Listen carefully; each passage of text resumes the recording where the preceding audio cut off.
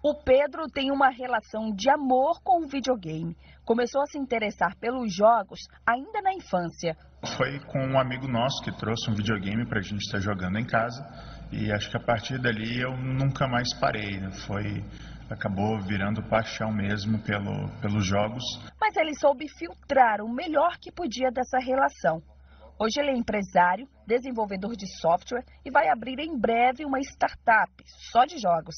No meu caso, na minha experiência pessoalmente, foi um pouco de sorte, porque eu gostava muito do mercado de games, mas não entendia como que era o processo de desenvolvimento. E foi durante o meu trabalho como desenvolvedor de software que eu acabei descobrindo como as coisas se juntavam.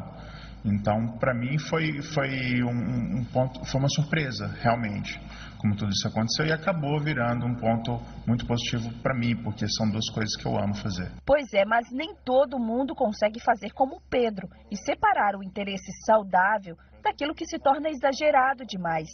Recentemente, a Organização Mundial da Saúde incluiu o vício em videogames na classificação internacional de doenças. A OMS considerou o distúrbio do jogo como uma nova condição de saúde mental, que tem origem em um comportamento dependente.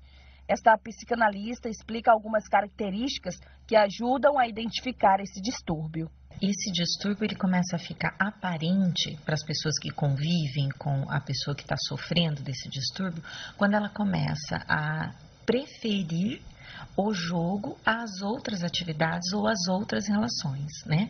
Outra coisa importante para a gente identificar é também quando ela já perdeu o controle de decidir se ela quer ou não ficar diante daquele jogo, daquela tela, daquele monitor. Então, assim como em qualquer outro vício ou distúrbio, a pessoa não consegue mais tomar a decisão de parar aquela repetição daquele comportamento. A expectativa da OMS é que com a classificação, tanto profissionais como o próprio sistema de saúde estejam mais alertas para a existência dessa condição. E ao mesmo tempo, essas pessoas se sintam mais seguras para pedir ajuda. A OMS estava dizendo que agora os games são considerados um distúrbio. Não são todas as pessoas que conseguem realmente ter esse controle sobre os jogos, né? E acaba virando um problema realmente social, porque a pessoa abandona a vida social dela, a vida pública, então isso acaba gerando problemas. E é importante destacar, existem formas de prevenção. Sobretudo com as crianças, isso depende exclusivamente dos pais. Isso é responsabilidade dos pais.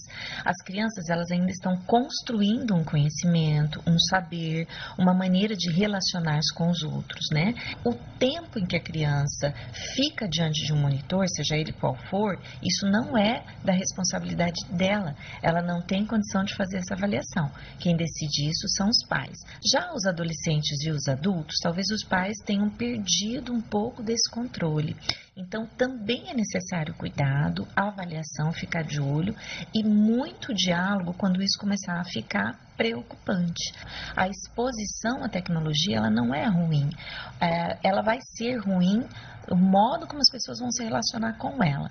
Então, isso é um cuidado realmente muito importante e é possível de prevenir. Isso não pode ocupar o centro da vida, nem de uma criança, nem de um adolescente, tampouco de um adulto.